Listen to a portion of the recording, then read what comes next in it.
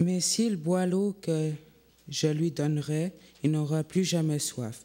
Au contraire, l'eau que je lui donnerai deviendra en lui une source, et cette source donne la vie avec Dieu pour toujours. Que Dieu bénisse la parole. Amen.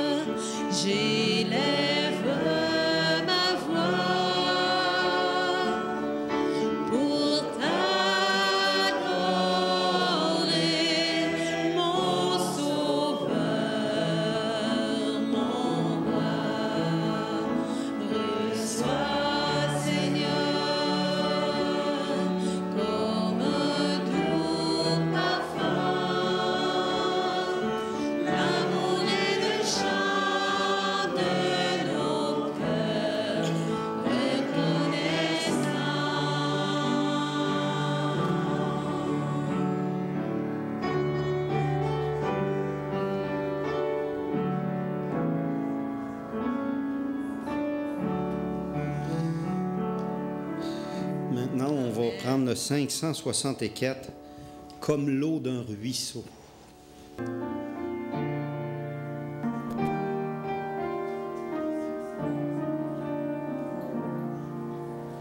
Comme l'eau d'un ruisseau, ta présence coule en moi. Comme un courant d'eau, ta paix remplit mon cœur. Ta confiance inonde, ta présence me remplit.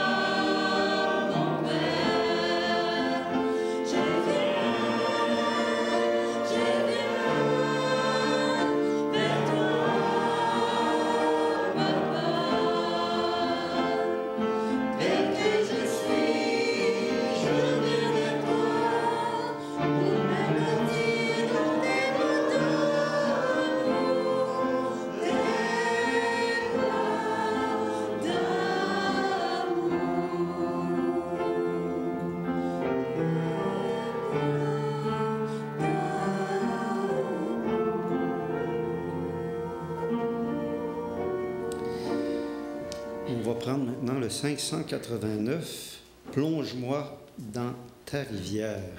Est-ce que vous désirez être plongé dans la rivière de l'Éternel?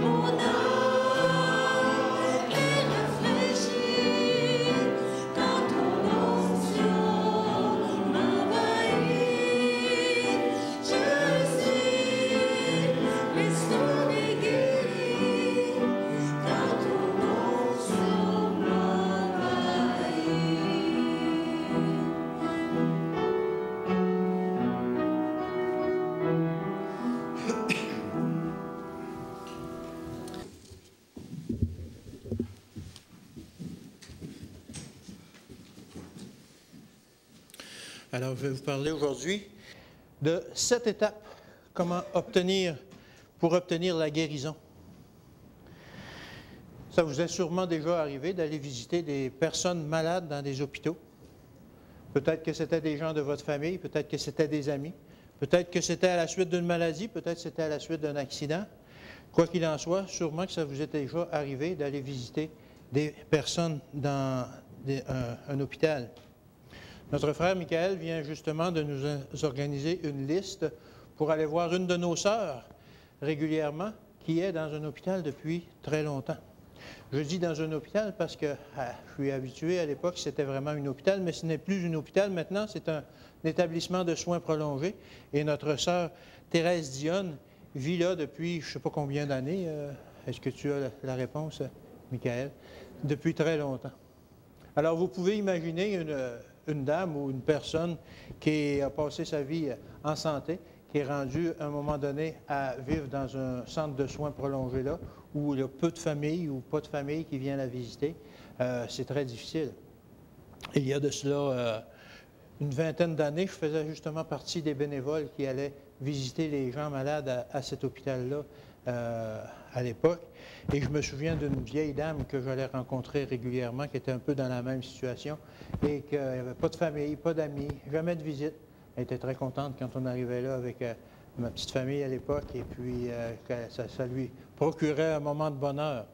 Alors, ces gens-là, souvent, dans ces hôpitaux-là, dans ces lieux de soins prolongés, ils sont très désespérés, ils sont heureux quand il y a de la visite. Alors, je vous encourage justement à aller visiter notre sœur quand votre tour viendra, ou même en d'autres temps, si vous voulez aussi, si ça vous adonne, il n'y a pas de problème. Jésus, un jour, a visité un tel hôpital. En fait, ce n'était pas vraiment un hôpital, parce que je ne pense pas qu'on y donnait des soins comme on donne dans un hôpital. Mais les gens qui étaient là, ils attendaient plutôt en vain une guérison qui n'arrivait que rarement. On trouve cela dans Jean 5, versets 1 à 14. On trouve cette histoire-là dans Jean 5, versets 1 à 14. On va prendre les versets un par un et on va lire ça tranquillement en analysant un peu cette histoire-là. Jean 5, 1 à 14. Après cela, il y eut une fête des Juifs et Jésus monta à Jérusalem. Or, à Jérusalem, près de la porte des brebis, il y avait une piscine qui s'appelle en hébreu Bethesda et qui a 5 portiques. On peut peut-être voir, oui, on peut voir justement le mont du Temple. On peut voir tout en haut la piscine des brebis, deux petits carreaux là. C'était là la piscine de Bethesda. C'était à l'extérieur des murs du temple. C'était une piscine qu'on appelait la piscine de Bethesda, mais on appelait aussi la piscine des brebis parce qu'elle était à côté de la porte des brebis. La porte, dans le coin, il y avait une porte qui s'appelait la porte des brebis. On ne la voit pas sur cette image-là, mais il y avait une porte des brebis parce que c'est de là qu'on apportait les brebis qui allaient être sacrifiées. Et aussi, la piscine de Bethesda, on l'appelait aussi la piscine des brebis parce qu'en passant, souvent, on allait nettoyer, laver les brebis qui allaient être sacrifiées. Alors, on appelait la piscine de Bethesda aussi la piscine des brebis. C'est une piscine qui était alimentée par une source d'eau. C'était une piscine qui était là depuis le tout début, dans le temps de Salomon. Elle avait été creusée par le roi Salomon lui-même. On continue au verset 3. Sous ces portiques étaient couchés en grand nombre des malades, des aveugles, des boiteux, des paralytiques qui attendaient le mouvement de l'eau. On peut voir que la piscine de Bethesda, c'était comme je vous disais, deux piscines en fait, c'était deux réservoirs. Et on voit autour le portique qu'il y avait, c'est-à-dire un genre de bâtisse qui entoure les deux réservoirs. Et c'était quand même assez grand. Et ça, c'était rempli de gens qui attendaient. C'était ça l'hôpital, que les gens s'en allaient là, en attendant que l'eau bouge, en attendant le mouvement de l'eau. Il y avait plein d'estropiés, de boiteux. Il y avait peut-être là-dedans 200, 300 personnes qui étaient malades, qui attendaient justement qu'un miracle se produise et qui étaient là en attente, miséreux, pour certains depuis très longtemps, comme on va le voir. Au verset 4, on reprend au verset 3, qui attendait le mouvement de l'eau. Au verset 4, « Car un ange descendait de temps en temps dans la piscine et agitait l'eau. Et celui qui descendait dans la piscine en premier, après que l'eau avait été agitée, était guéri, quelle que fût sa maladie. » Alors, il semblerait qu'il y ait un ange. Était-ce vraiment un ange? Je ne sais pas, mais il semblerait qu'à un certain moment donné, la piscine se mettait en mouvement, l'eau s'agitait. Si c'était un ange, est-ce qu'il venait brasser ça avec son doigt ou avec un bâton? On voit sur l'image qu'il y a un ange qui brasse l'eau dans la piscine. C'est figuratif parce que ce n'était pas vraiment comme ça. Mais effectivement, qu'en 1885, on a retrouvé l'endroit où était la piscine et on a fait des fouilles archéologiques et on a trouvé justement une gravure semblable à celle-là où ça montrait justement un ange qui brassait l'eau de la piscine avec des gens tout le tour là, qui attendaient pour plonger dans la piscine pour être guéris. Alors cette eau-là était en quelque sorte sanctifiée par ça, par ce mouvement de l'eau-là que les gens voyaient, et ils s'empressaient de se jeter dans l'eau après ça. Il y avait aussi un autre élément qui conférait à cette eau-là une certaine odeur de sainteté, un certain halo de sainteté, c'est le fait que justement, comme je vous disais au début, on s'arrêtait pour y laver les brebis qui allaient être sacrifiées. Donc, vu que ça avait servi pour nettoyer le sacrifice, on disait cette eau-là, là, c'est de l'eau spéciale. Alors, on trouvait les gens qui étaient tout autour en attente d'un miracle venant de l'eau de cette piscine-là. On continue au verset 5. Là se trouvait un homme malade depuis 38 ans. 38 ans. Imaginez que cet homme était malade depuis plus longtemps que Jésus avait même vécu. Ça faisait longtemps qu'il était malade. Est-ce qu'il avait été auprès de la piscine tout ce temps-là? J'en doute. J'imagine que sa maladie avait commencé tranquillement et puis peut-être qu'il n'était pas là. Mais il était là depuis très longtemps, que la Bible nous dit. Il était peut-être là depuis quand même des dizaines d'années. Ça faisait peut-être 20 ans qu'il était là, qu'il attendait auprès de cette piscine-là. Il était là depuis tellement longtemps qu'il apportait son lit. Il avait son lit là, puis même si son lit, à l'époque, c'était juste un tapis puis une couverture, il s'était installé là, pour ainsi dire, en permanence, pour attendre justement l'événement qui pourrait le guérir. Alors cet homme-là était là depuis très, très longtemps et il était malade depuis 38 ans. Ça faisait très longtemps. Quel âge pouvait avoir cette personne-là? 30, 50, 45, 50 ans peut-être. En tout cas, peu importe. Cette personne-là était infirme, malade, et elle attendait sous le portique que justement l'eau se mette en mouvement pour avoir la chance d'être guérie en se jetant dans l'eau. On continue au verset 6. Jésus, l'ayant vu coucher et sachant qu'il était malade depuis longtemps, lui dit, « Veux-tu être guéri? » Alors vous imaginez notre homme qui est là, couché, quelqu'un s'approche de lui, puis qui lui demande, « Veux-tu être guéri? » Ben là, je suis ici. Tout le monde ici veut être guéri. Tout le monde attend pour être guéri. Tout le monde veut être guéri qui sont ici. Pourquoi tu me demandes cette question-là? Peut-être qu'aujourd'hui, sarcastiquement, on lui répondrait, « Ben non, tu sais, attends l'autobus. Hein? » Et non, c'était une évidence que cet homme-là voulait être guéri. Mais Jésus voulait lui lancer un défi. On va voir un peu plus loin et il lui demande vraiment, « Veux-tu être guéri? » Au verset 7, le malade lui répondit, « Seigneur, je n'ai personne pour me jeter dans la piscine quand l'eau est agitée, et pendant que j'y vais, un autre descend avant moi. » L'homme voyait quand même en Jésus de la compassion. L'homme n'y a pas répondu sarcastiquement. Il lui a vraiment dit quel était son problème. « Ben oui, je veux être guéri, mais j'ai beau vouloir, j'y arrive pas parce que je ne peux pas me jeter à l'eau lorsque l'eau est agitée, avant que d'autres ne se précipitent et que c'est eux qui puissent bénéficier du miracle. » Alors, oui, je voudrais bien être guéri. Mon corps est trop lent. J'aimerais ça pouvoir, mais effectivement, il laisse entendre à Jésus qu'effectivement, il voulait être guéri. Il y en avait assez de passer ces journées-là, depuis des dizaines d'années peut-être, à attendre l'impossible, à attendre continuellement, à toujours vouloir être là pour justement attendre un miracle qui ne venait jamais. Oui, il voulait être guéri. Mais c'est la suite qui est intrigante pour moi. Tout simplement, sans préambule, au verset 8, Jésus lui dit, « Lève-toi, lui dit Jésus, prends ton lit et marche. » Aussitôt, cet homme fut guéri, il prit son lit et marcha. Ah oui? Sans se poser de questions comme ça.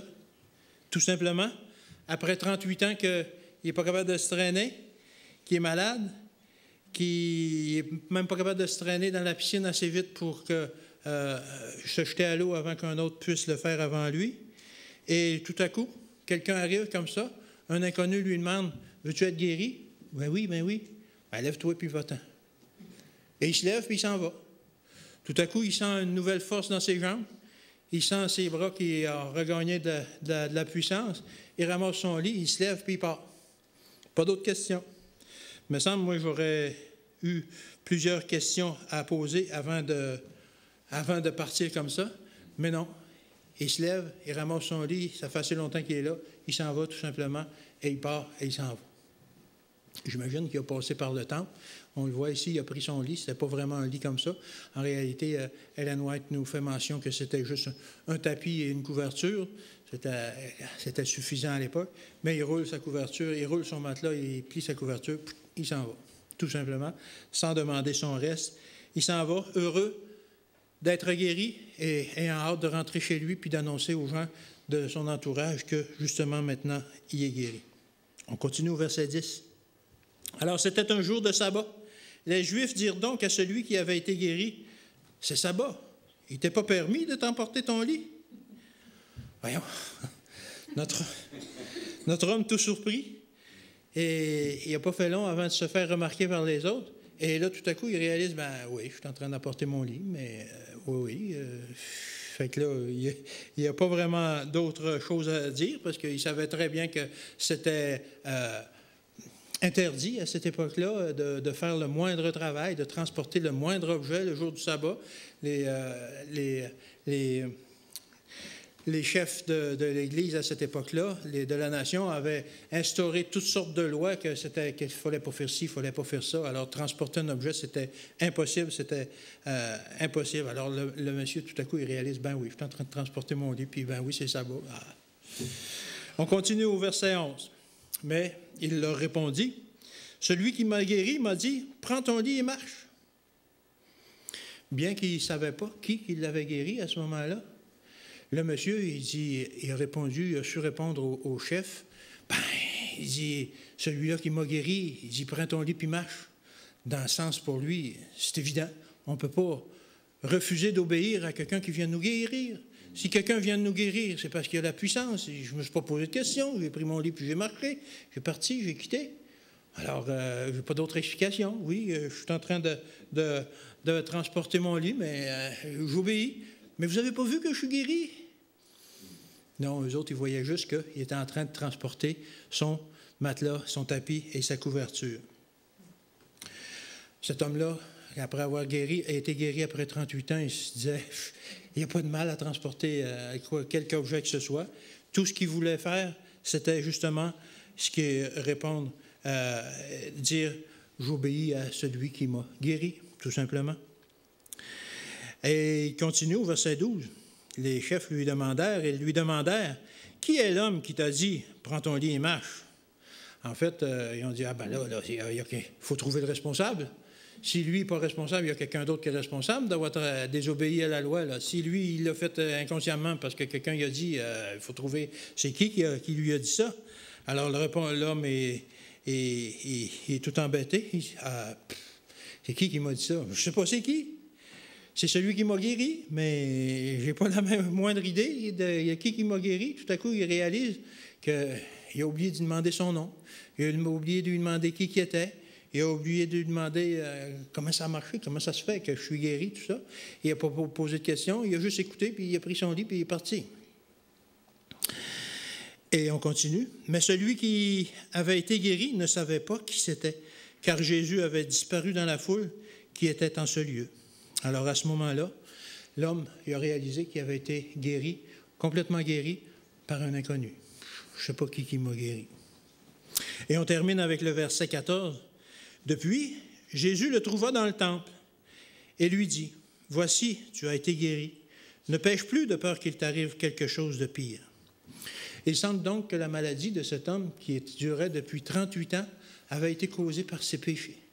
Ce n'était pas une dysfonction de son corps, mais ça venait de son esprit, où il avait abusé de son corps, je ne sais pas.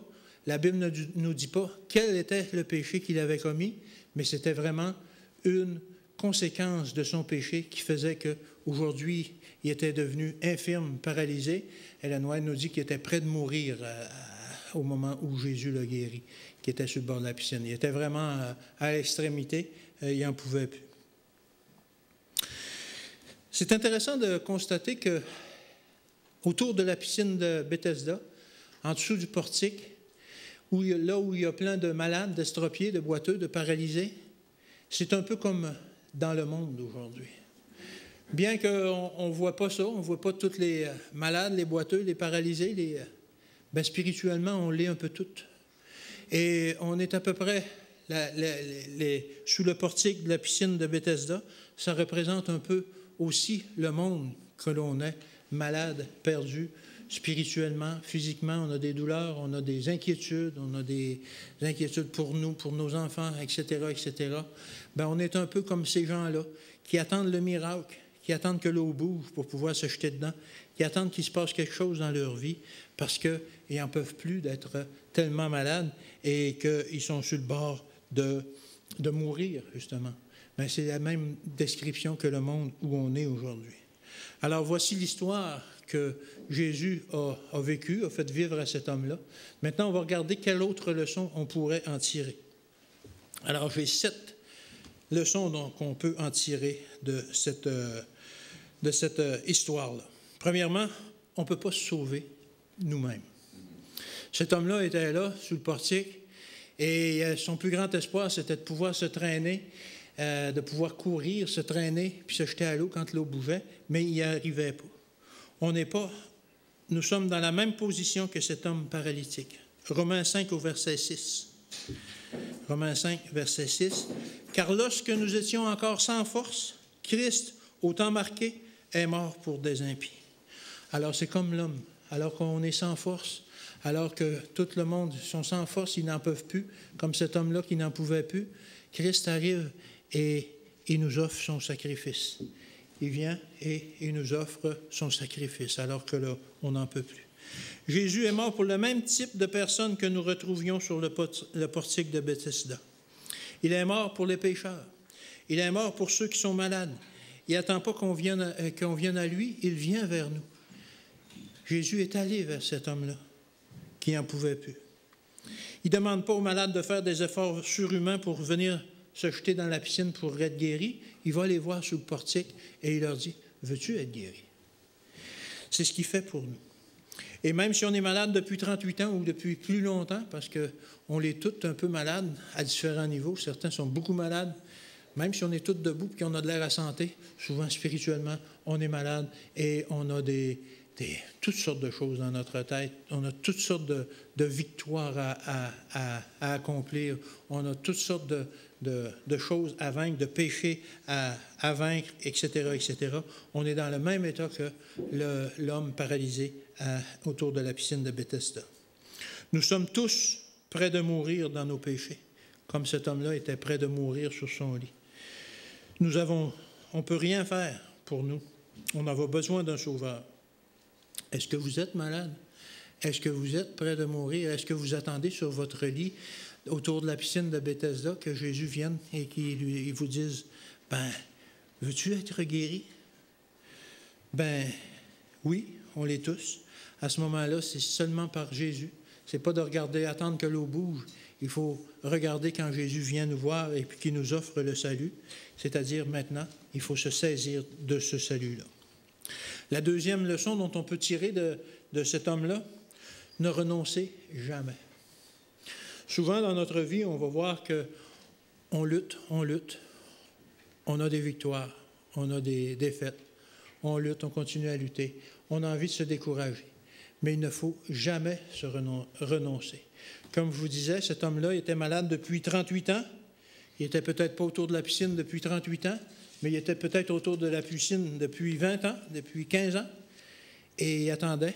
Qu'est-ce qui serait arrivé si ce matin-là, il avait dit « Ah là, je suis tanné, là. Ça ne marche pas, là. J'y arriverai jamais. » Et puis qu'il ne serait pas allé à la piscine pour attendre que l'eau bouge. Il n'aurait pas été là quand Jésus est passé. Il n'aurait pas été là quand le salut est passé tout près de lui. Il n'aurait pas pu bénéficier de la guérison. Il ne faut pas renoncer. Cet homme, même s'il savait, même s'il n'avait pas la bonne vision pour avoir la guérison, en fait, il ne connaissait même pas Jésus, mais il avait quand même un espoir et il ne voulait pas renoncer à cet espoir-là. C'est la même chose pour nous. Quand on a Jésus, il ne faut jamais renoncer, il ne faut jamais abandonner notre lutte de tout ce qui nous éloigne de lui. Il faut toujours continuer à vouloir s'accrocher à lui. Il faut toujours rester près des eaux vivifiantes, près des eaux qui nous donnent la vie. Jean 4 au verset 14. « Mais celui qui boira de l'eau que je lui donnerai n'aura jamais soif, et l'eau que je lui donnerai deviendra en lui une source d'eau qui jaillira jusque dans la vie éternelle. » Alors oui, ce n'est pas près de la piscine qu'il faut être, c'est près de l'eau vivifiante qui est Jésus lui-même, qui va nous donner de cette eau, qui va nous apporter la vie et qui va nous apporter même la vie éternelle. Alors cet homme, il rêvait qu'un jour, il pourrait marcher de nouveau. Chaque matin, à son réveil, il constatait que non, ce n'était pas encore un matin qu'il pouvait marcher. Mais il restait auprès de la piscine, en espérant que peut-être que ça va être aujourd'hui. Et le lendemain matin, encore la même histoire, peut-être que ça va être aujourd'hui. Il continuait à avoir espoir, il ne renonçait jamais. Et pour nous, c'est la même chose. Malgré nos luttes, malgré nos chutes, il faut continuer à lutter, toujours. Parce que la victoire, elle est déjà acquise. Le seul problème, c'est que nous, on n'arrive pas toujours à la saisir assez fort pour y rester accroché. Parfois, on échappe, mais il faut courir, il faut la rattraper. Il ne faut jamais renoncer. Troisième leçon qu'on peut tirer, Jésus arrive. Jésus est là. Jésus est venu à cet homme. Le salut est venu à cet homme. On n'a pas toujours à aller à Jésus. Jésus vient vers nous en premier. Pensez à la brebis perdue qui était perdue, le bon berger qui part pour risquer sa vie à la noirceur, dans les montagnes, etc., dans les rochers, pour retrouver sa brebis perdue. Cet homme-là menait une vie de misère. Il était perdu comme la brebis. Dans ses broussailles, il était accroché, il ne pouvait pas se sauver. Il était là, couché sur le portique, afin de bénéficier un peu de l'ombre que lui procurait le portique. mais en même temps, ça le tenait éloigné de la piscine et il n'arrivait pas à se jeter à l'eau assez vite lorsque l'eau bougeait. Et il voulait bien être le premier à s'en apercevoir que l'eau bougeait, mais il y en avait toujours un qui était plus près de lui et qui se jetait à l'eau avant lui. Et il était vraiment sans espoir. Mais Jésus est venu. Jésus arrive. La troisième leçon, Jésus arrive. Quand on est bien mal pris, quand on s'est éloigné de Jésus, quand on est dans le fond du baril, Jésus est là. Jésus arrive. Jésus vient nous sauver. Il vient là où on est. Il veut nous ramener. Il veut nous guérir. Est-ce que tu veux être guéri? Veux-tu être guéri? Alors cet homme-là qui était couché dans le fond du portier, il devait quand même rester éveillé pour voir justement si l'eau bougeait. Il devait rester alerte pour voir si l'eau bougeait, pour pouvoir aller se jeter continuellement. Alors vous l'imaginez couché, et de temps en temps il lève la tête. Est-ce que l'eau bouge? Non. Est-ce que l'eau bouge? Non. Et à un moment donné, il lève la tête et qu'est-ce qu'il voit? Le visage de Jésus. Veux-tu être guéri? Ah, wow! Oui. Qu'est-ce que tu me proposes? Tu vas m'amener à l'eau quand elle va bouger? Non, non. Prends ton lit et marche. Vas-y, c'est fait. Jésus arrive. Jean 10 au verset 10, deuxième partie. Jean 10, verset 10. Moi, je suis venu afin que les brebis aient la vie et qu'elles soient dans l'abondance. C'est ce que Jésus veut pour nous. Il ne veut pas nous donner des richesses, mais qu'on ait une vie en abondance, qu'on ait une vie remplie, qu'on ait une vie heureuse, qu'on ait une vie familiale heureuse.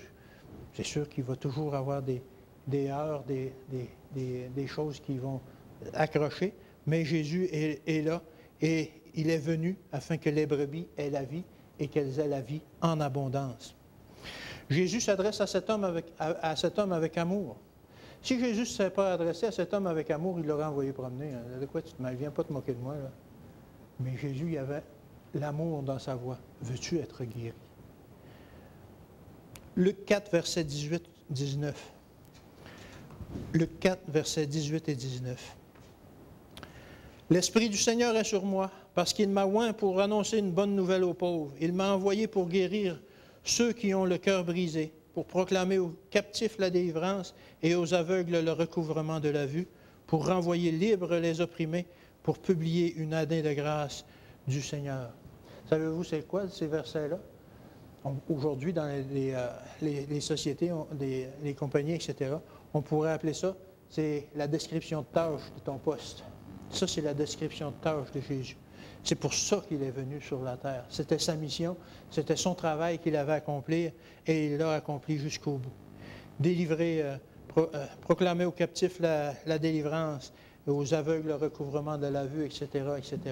Il est venu pour guérir, non seulement guérir le paralytique qui était autour de la piscine de Bethesda, mais guérir chacun d'entre nous spirituellement, physiquement.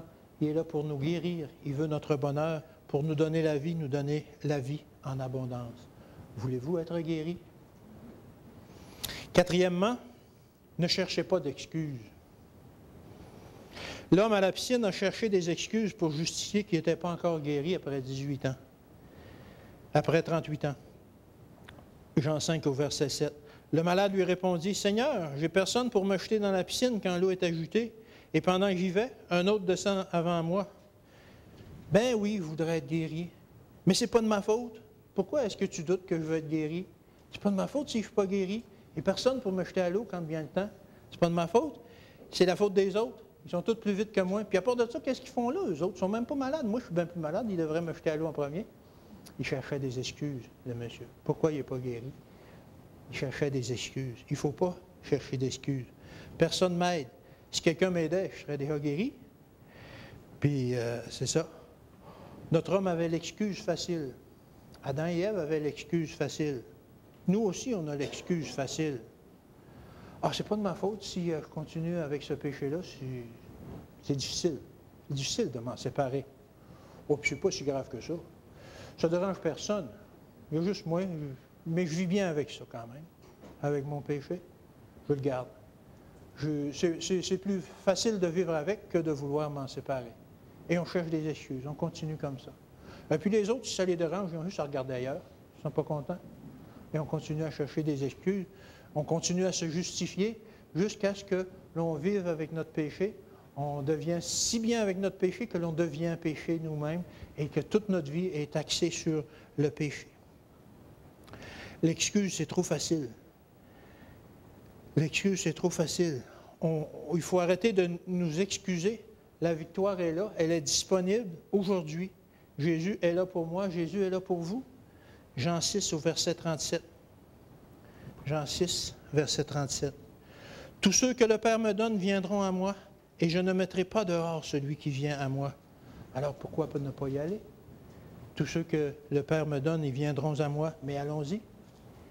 Approchons-nous, puis il ne nous mettra pas dehors. Il va nous accueillir, il va nous guérir, il va nous aider. Voulez-vous être guéri? Jésus n'attend que notre autorisation pour nous guérir. Jean 4 au verset 14. Encore une fois. « Mais celui qui boira de l'eau que je lui donnerai n'aura jamais soif. Et l'eau que je lui donnerai deviendra en lui une source d'eau qui jaillira jusque dans la vie éternelle. » Alors, qu'est-ce qu'on attend pour la prendre, cette eau-là qu'il veut nous donner? Qu'attendons-nous pour aller à Jésus et prendre de cette eau? Il faut laisser les excuses, il faut arrêter de s'excuser. Et il faut prendre l'eau qui donne la vie. Cinquièmement, Jésus est le seul remède. Des 200 personnes qui avaient là autour de la piscine, ou 300, on en ignore le nombre exact, mais il y avait beaucoup de personnes. Combien de ces personnes pouvaient se guérir seules? Personne. Aucune. Tous attendaient après le même miracle qui arrivait à l'occasion, très peu souvent, semble-t-il. De nous tous qui sommes dans l'Église ici, combien d'entre vous peuvent se guérir tout seuls? Personne. On a tous besoin de notre Sauveur. Je suis sûr que plusieurs d'entre vous, vous souffrez. Vous souffrez physiquement, vous souffrez spirituellement, vous avez des luttes, vous avez des angoisses, vous avez des défis qui vous semblent trop grands pour vous à réaliser. Vous vous sentez tout petit, vous souffrez, vous êtes en position fétale en dessous du portique en attendant que qu'est-ce que je peux faire? Bien, à moins que ce soit juste moi qui me sente comme ça parfois, mais je suis sûr qu'il y en a quelques-uns d'entre vous qui se sentent comme ça. On n'a une seule façon de s'en sortir. Acte 4 au verset 12.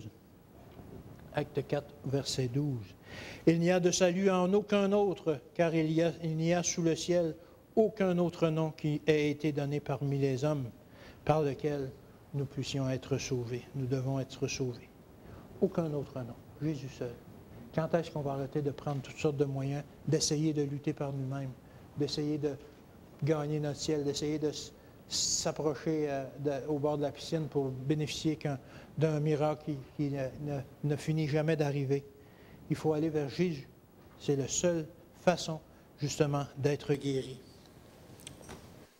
Sixièmement, agissons selon le commandement de Jésus. Notre homme à la piscine de Bethesda, il avait vécu sa vie à l'horizontale, couché toujours depuis bon nombre d'années. Il comptait sur les autres pour se déplacer, se transporter d'ici et là. Il était toujours couché. Et lorsque Jésus lui a parlé, il lui a demandé de changer tout ça. Tout à coup, il a demandé, il faut que tu changes ça comme ça. Au Jean 5, au verset 8, qu'est-ce que Jésus lui a dit? « Lève-toi, lui dit Jésus, prends ton lit et marche. » Aussitôt, notre homme fut guéri. Il prit son lit et marcha. L'homme y a agi immédiatement. Quand il a vu le salut qui était disponible, quand il a vu la guérison qui était disponible, il a empoigné son lit, il l'a plié, il s'est levé, il a commencé à marcher, il a obéi. Nous aussi, on doit écouter la parole de Dieu lorsqu'elle nous dit de faire quelque chose. Nous devons agir. Nous devons faire ce qu'il nous demande. Ça nécessite des efforts. Ça nécessite des efforts, le changement.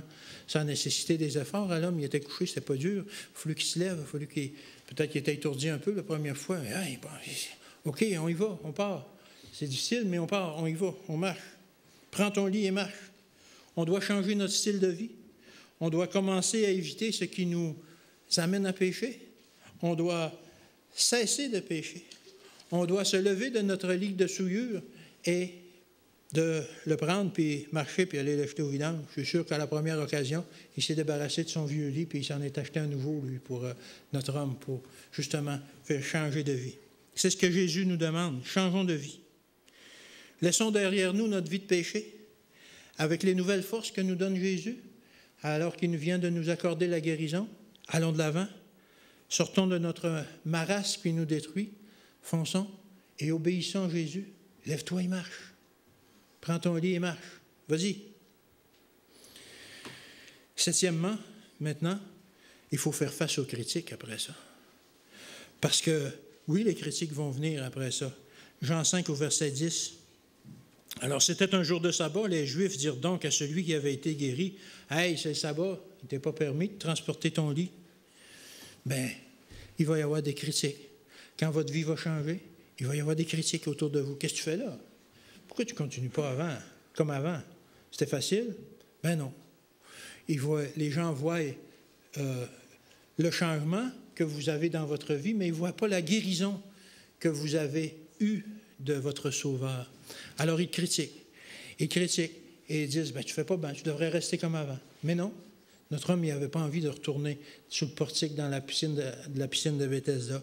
Il faut faire face aux critiques et il faut répondre à ceux qui nous critiquent. Ben, je fais juste ce que mon Sauveur m'a dit de faire. Comme l'homme y a dit dans Jean 5 au verset 11. Celui qui m'a guéri m'a dit, prends ton lit et marche. Et je marche. J'ai pris mon lit et je marche.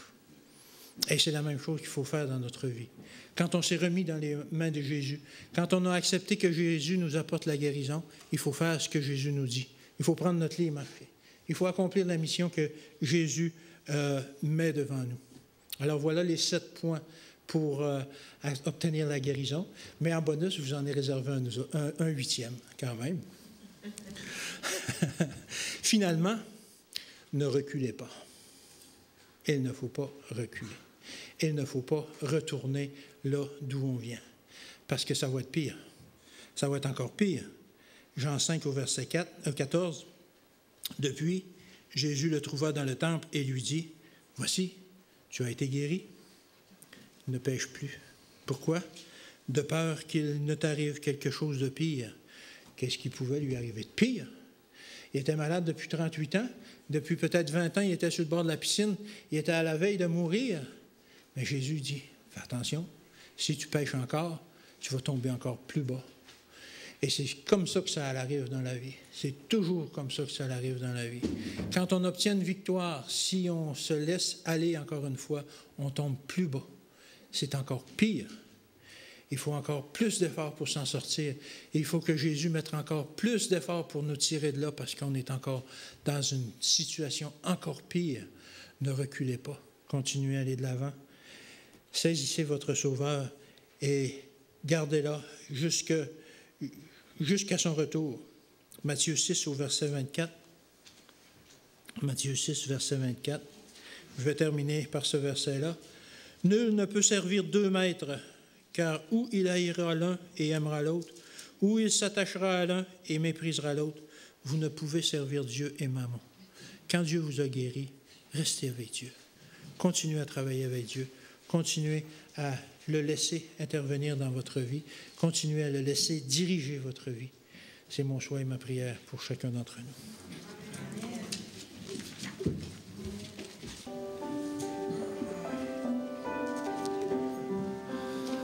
Est-ce que vous voulez être avec votre meilleur ami, fidèle et tendre? Amen. Chantons de tout cœur.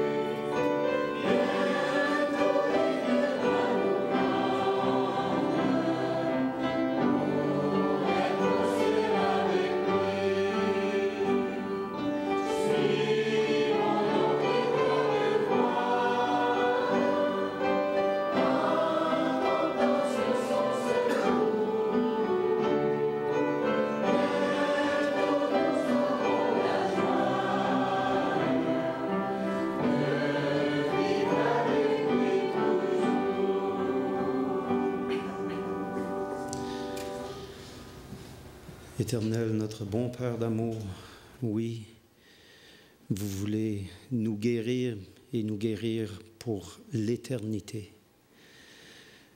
Vous savez qu'on est des pécheurs qui avons besoin de votre grâce éternelle. Je vous prie de répandre votre bénédiction sur tous mes frères et sœurs ici présents et qu'à chaque moment, pendant la nouvelle semaine, on puisse prendre conscience de ce grand amour que vous avez pour nous et de nous garder toujours près de vous jusque dans l'éternité. C'est par le nom et le mérite du sang versé à la croix de notre Sauveur Jésus-Christ qu'on veut vous prier.